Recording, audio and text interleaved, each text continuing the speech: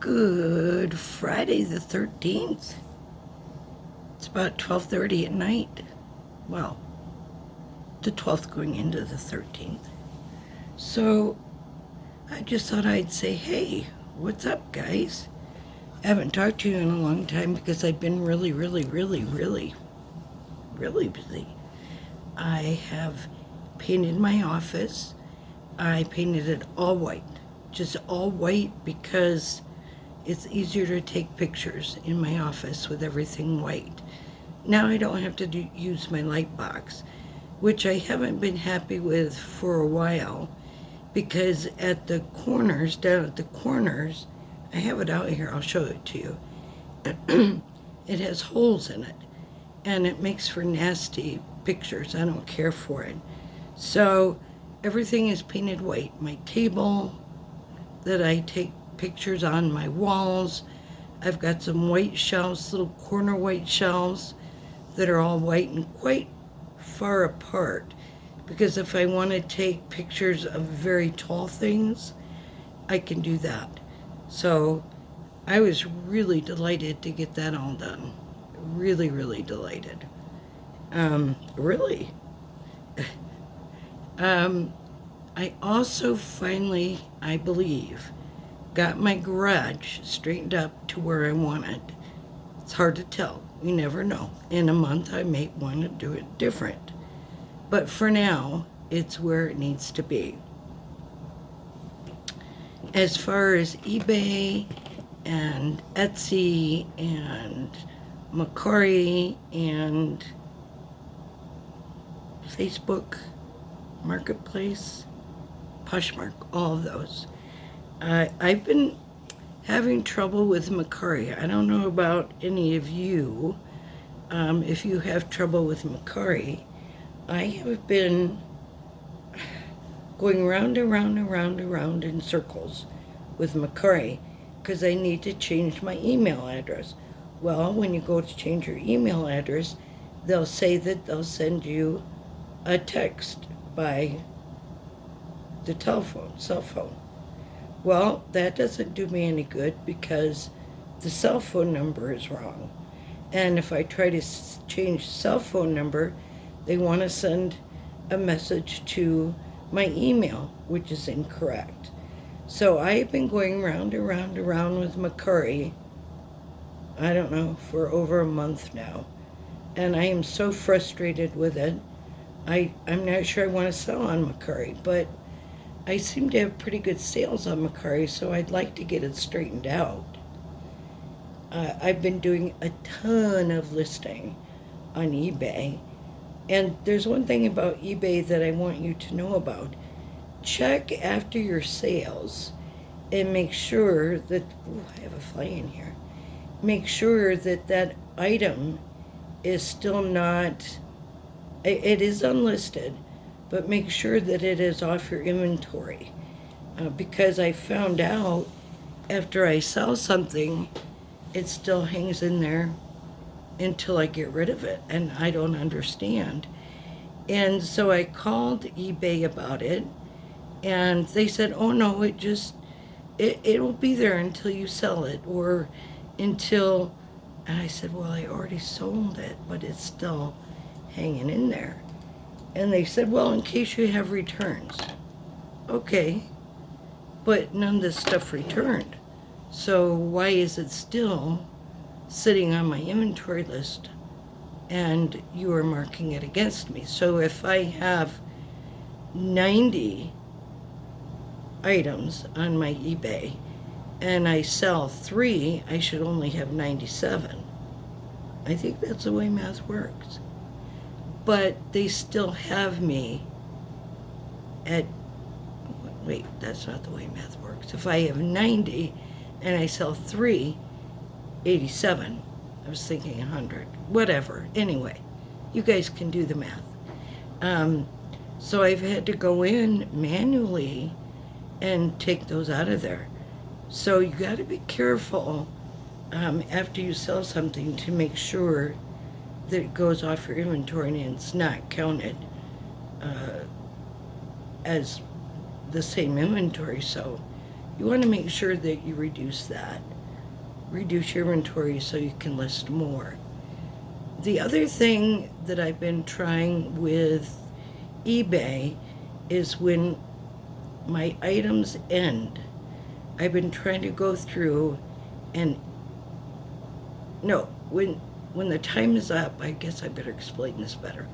When the time is up on the item, I try to go back in and relist all of them. So you just hit relist, and then it brings all those items back up. And it's a easier way to do it instead of do similar.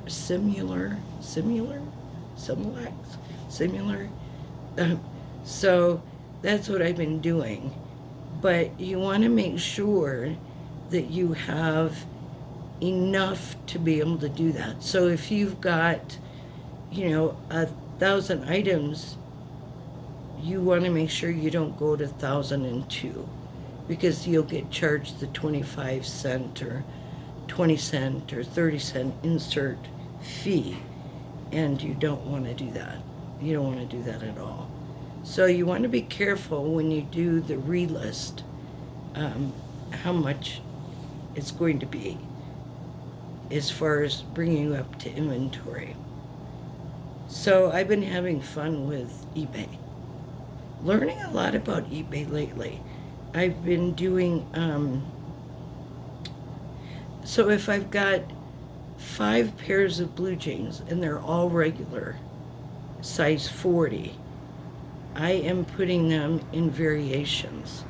So I've been putting toys in variations and candle holders in variations, and everything I can put into variations I do. It can be a little tricky at first, but the more you work with it, the easier it is. And the harder part that I learned was when you have your variations. If you go under and you see all your variations and they all have the same picture, you can go through. Let's say you listed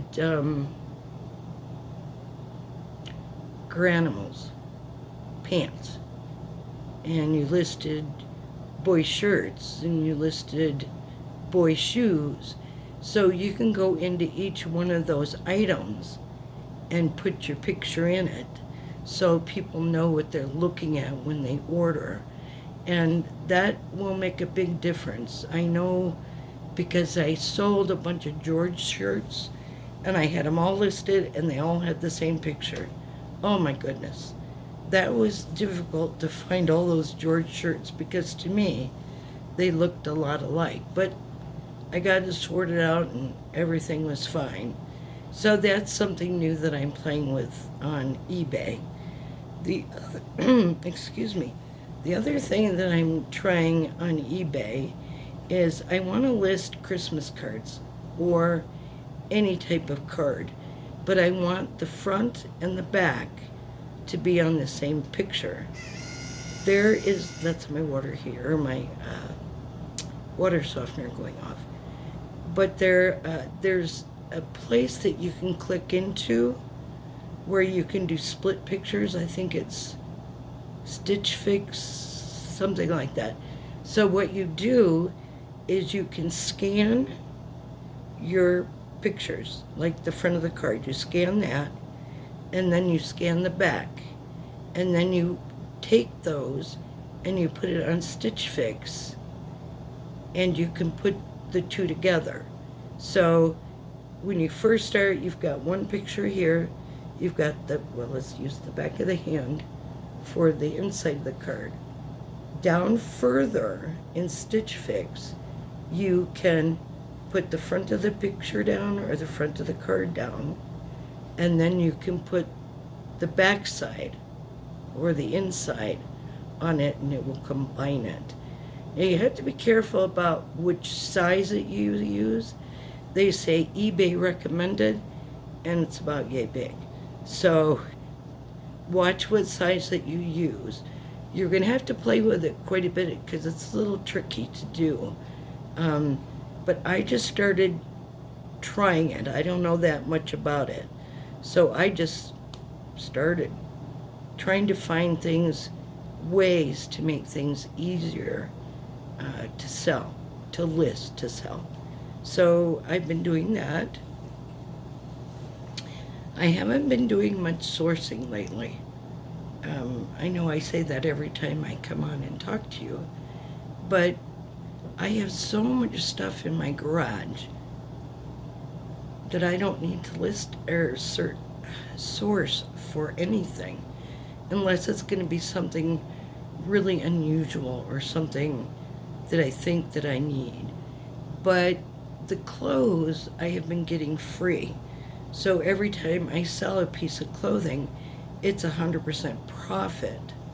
However, you still have your fees that you have to pay from that. The other thing that I am doing, I am late filing my taxes. And for an accountant, that's never a good thing because now I'm under stress about getting it done. I could get it done if I could see, but I can't see. Still, my left eye is no good still. So I have to have somebody come over and read to me what the bank statement says so I can data enter it. And I'm doing it on Quicken. Don't like Quicken. I was used to QuickBooks when I had my company. But I'm learning Quicken. I'll get it done. But that's the last time I'm using Quicken. I think I'm just going to go to a spreadsheet. And when I've been putting in my data for eBay and all that stuff, I don't understand what a bunch of the charges are. I don't understand. I know that they charge separately for shipping, I believe. I'm not sure if they charge separately for fees, like your final fees. So I've got to go and check that because I'm just really not sure about what that is. So I've got to go through and check that. Now, as an accountant, I know that you should not combine your personal account with your business account. However, having both accounts was too much for me because I have too much going on in my life with my husband having dementia. So I have gone down to one bank account. We use our personal account. And I think it's going to be easier to follow that instead of jumping around to two accounts. I can't do it anymore. And then that way I'll know exactly, of course, like I did with my separate account, what is personal and what is business, as long as I put it into the spreadsheet completely. I am going to finish out this year with Quicken. I like Quicken because I can download the transactions. However, the one thing that I never liked about Quicken, and I still don't like about Quicken, is that if you have the wrong dates and you do a transfer from your bank account to Quicken, you can get doubles very, very easily. That's why I've never liked it. And a lot of my customers said, well, why don't you use it? That's exactly why.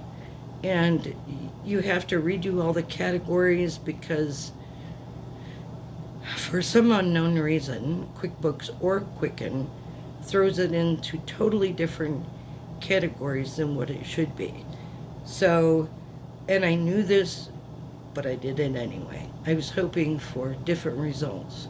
It's like banging your head on the wall. So I'm trying to get that finished up. Taxes are due on Monday for those of you who don't have them done. It's time. So I've been going through my garage, as I mentioned, and I've cleaned it up and put everything kind of where I think I want it and need it. But I'm also going through because I want to see what is listed and what is not listed. So I'm going through each bin individually. The other day I pulled out my kitchen bin and I found out there were a lot of things that weren't listed. So I'm going back and listing them to make sure that they're there. And also, I've taken a lot of stuff from my personal storage. Like my husband was a collector of baseball cards and football cards and this and that. Baseball, baseball, baseball. Well, he doesn't look at it anymore. He just bought it and saved it for the last 20 years. So now I'm starting to list a lot of his sports trading cards and those little figurines and that type of thing. I hate to do it, but it's just sitting there wasting away when you could be possibly selling it and making money. So that's what I've been doing. And that's helped to lighten up my personal stuff. My personal stuff is on one side of the garage, and my business stuff is on the other side of the garage. So it goes from a mess on the personal side to a bunch of stuff over on my business side, personal to business. But hopefully I'll get rid of it. And going through a lot of my daughter's stuff from when she was like 3 years old zoo books, magazines, those sell for a pretty good price.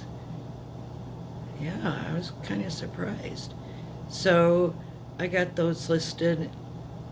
I'm just going through stuff before year end. We're in the fourth quarter. I do need to get everything finished up and done. And I've been listing back in June. I think I started with 620 or 646 items. I'm up to 1,002. Yahoo! Yay for me! But I'm the only one that does it. My husband doesn't help me. I don't have anybody to help me do anything. So, to me, I think that's a good accomplishment. And I've gotten a lot listed, and I've sold stuff, and I have to package it myself and label it and take it to the post office. Everything is done by me. So I feel pretty good about getting all that done. The other thing that I've been using is Flip Crossers, Flip Cross Lister. Great program. I really like that. However, I think that there's a limit of how many things you can bring over from, say, eBay to Crosslist to Poshmark, Mercari, Etsy. Oh, I don't know if they have Etsy yet, but to cross over. Oh, Facebook Marketplace is the other one. Although it doesn't. Facebook Marketplace can be a real pain in the butt because on this cross list, it'll, on mine anyway, when I list on Facebook, it only lists local pickup. That's a problem. Because then you got to go back into Facebook and fix those items that are local pickup only. And sometimes Facebook says, we're sorry, we can't do this right now, or something like that. At least they're polite about it. Anyway, I just wanted to catch up with you guys, let you know that it's starting to feel a little bit like fall in Arizona. Our nights are very cool and nice. My garage door is wide open. I don't know if you can see it. There it is. And that piece of furniture is a piece that I'm working on. I am stripping it. And I want to refinish it for no apparent reason other than I haven't worked on furniture in a while. So I'd like to do that because I've got a piece of my grandmother's furniture that I would like to refinish. It's old. It's got a great big crack across the top. One of the legs is falling off, and I want to get all that repaired. I don't know why. My daughter won't like it, but maybe she can put it in a estate sale when we croak and die. Who knows? So I'm trying to, all of this comes down to our daughter, and when we croak and die, which she doesn't want to know about or think about, but it will happen, everything will be simplified for her, so she won't have to do so much. Anyway, off subject. Next time I chat with you, I'm going to tell you about our animals, because boy, do we have the animals. So you have a great day, a great Friday the 13th. Talk to you later. Bye.